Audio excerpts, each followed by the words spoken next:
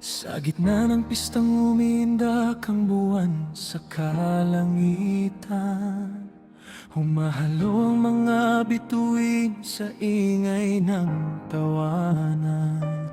Parang ilog ang tugtog na walang hinihintuan, habang gabi sumasabay sa galaw ng kasiyahan.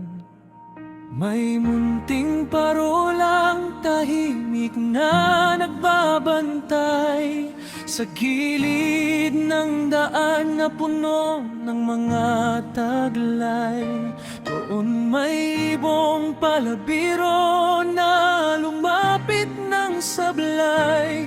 May dalang hangin magulo, ngunit masayang tunay. Ang kanyang mga salita'y tila hangin makulit na dumadampi sa dahong tahimik at malilit. Nagtanong pa lang patawa habang ngiti sumisilip, kung may kasya bang sisidlan sa alon ng pag-ibig. Tawang parang kampana ang pumuno sa paligid, habang ulo'y sumilip sa munting daang masikip. At ang parolang dati tahimik lamang sa gilid ay nadala rin ng hangin hanggang umitit, pumikit. Ngunit kinabukas ay may ulap na dumating, tahimik na kidlat ang sa mata'y nananahimik. May ibong tila bagyo na pilit nagpipigil, habang selos na usok ay unti-unting sumisingit. Bakit may apoy sa matang ayaw magsalita? Parang dagat na tahimik, ngunit may unos pala.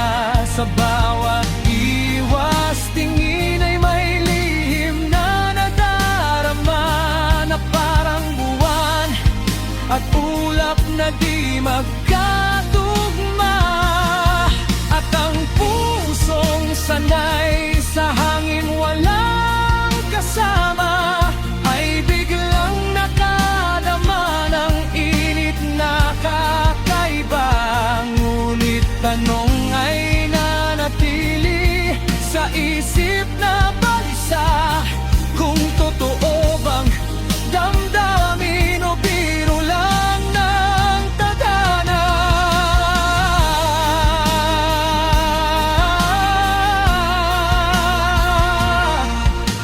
Tuwing nawawala ang ilaw sa tahimik na baryo, may mga aninong muling bumabalik sa dako. Kasama ang hangin dati maingay at magulo, na ngayon tila ilog na marunong nang tumahimik lalo. Kapag nagtatagpo ang dalawang matang malamlam, biglang umiiwas na parang gabing maulap lamang. May tensyong di mabanggit at hirap pang pangalanan, na parang kulog sa malayo, ngunit ramdamang bigadal. Maraming tanong ang kumatok sa kanyang isip, parang ibong pakikot-ikot ngunit ayaw lumapit. May lihim bang nabuo sa dilim ng pananahimik, o baka'y damdaming takot lamang umamin at sumigaw sa paligid? Ngunit pinili ang itipon ang sariling tinik, sapagkat ang lihim kapag kumawalay mabilis kumalat sa paligid. Mas mabuting manatili itong parang bituing malamig, na tanging gabi lamang ang tunay na nakaririnig.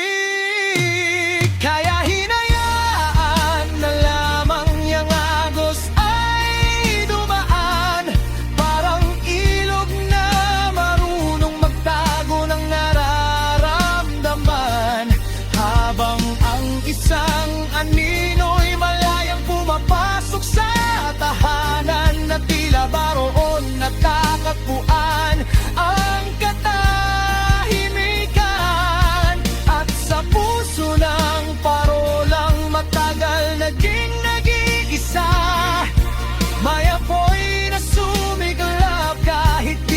sasambit ng dila.